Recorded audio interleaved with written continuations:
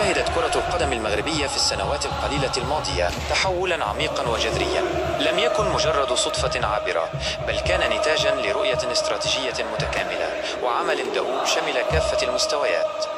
هذه النهضة الكروية لم تعد حكرا على فئة واحدة، بل امتدت لتشمل كل المنتخبات الوطنية، من الفريق الأول الذي وصل إلى قمة المجد العالمي إلى المنتخبات النسوية وفرق الشباب التي باتت تحقق إنجازات تاريخية غير مسبوقة.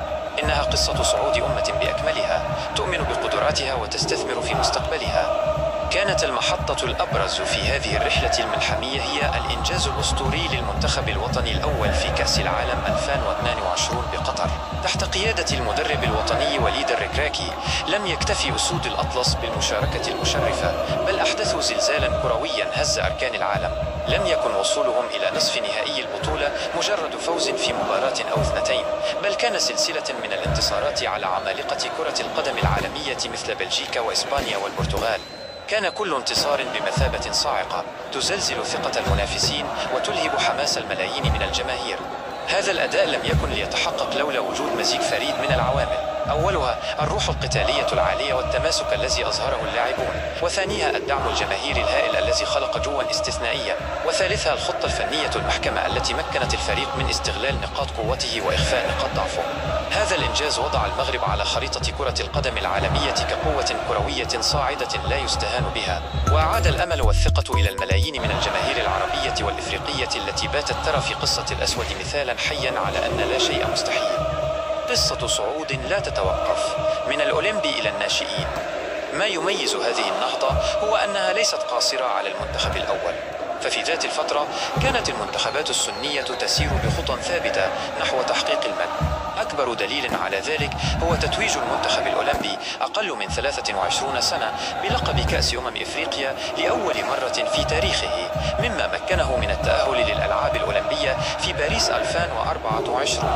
هذا الإنجاز يؤكد على أن كرة القدم المغربية تمتلك قاعدة صلبة من المواهب الشابة، وأن الاستثمار في أكاديميات التكوين مثل أكاديمية محمد السادس لكرة القدم قد بدأ يؤتي ثماره فعلا.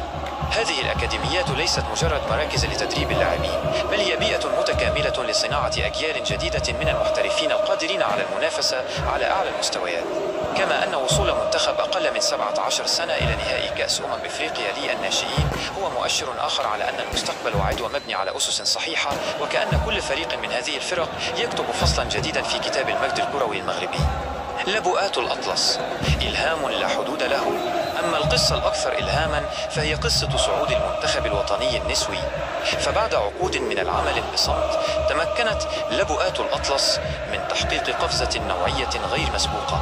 فبعد بلوغهن نهائي كأس إفريقيا للسيدات تأهلن إلى نهائيات كأس العالم 2023.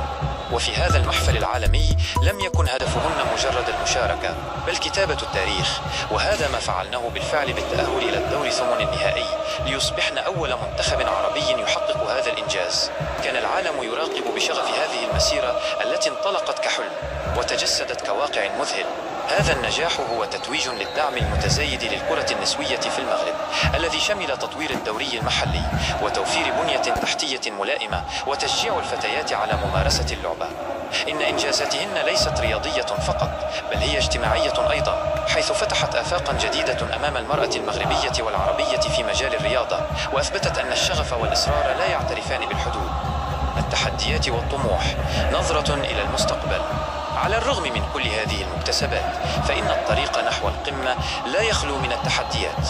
أبرز هذه التحديات يكمن في استمرارية الأداء، فالحفاظ على هذا المستوى العالي من النتائج، خاصة بعد تحقيق إنجازات كبرى، يتطلب عمل متواصلا وجهدا مضاعفا.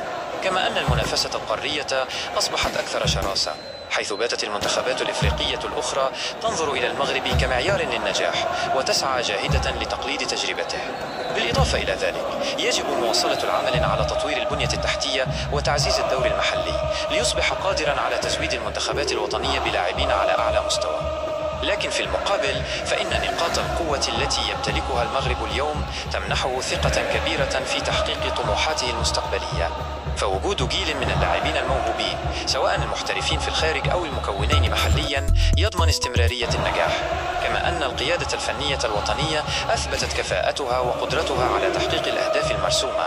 والأهم من ذلك كله هو الدعم اللامحدود للجماهير المغربية الذي يمثل قوة دفع لا تضاهى. إن هذه المكونات مجتمعة تضع الكرة المغربية على المسار الصحيح لتحقيق أهدافها الطموحة، وكأنها ترسم فصلا جديدا من فصول ملحمة كروية لا تنتهي. إن الطموح الآن يتجاوز ما تحقق، فالمنتخب الأول يسعى بشغف للتتويج بلقب كأس إفريقيا الذي غاب عن خزائنه طويلا، فيما يطمح المنتخب النسوي للتأكيد على زعامته القارية. وفي الأفق البعيد تلوح أحلام أكبر، مثل الحفاظ على مكانة المغرب ضمن النخبة الكروية العالمية، واستضافة حدث كروي عالمي ضخم في المستقبل القريب. إن قصة نهضة كرة القدم المغربية هي شهادة حية على أن الإيمان بالقدرات الوطنية والاستثمار في المستقبل والعمل الجاد هي مفاتيح لا يمكن أن تقف أمامها أي تحديات.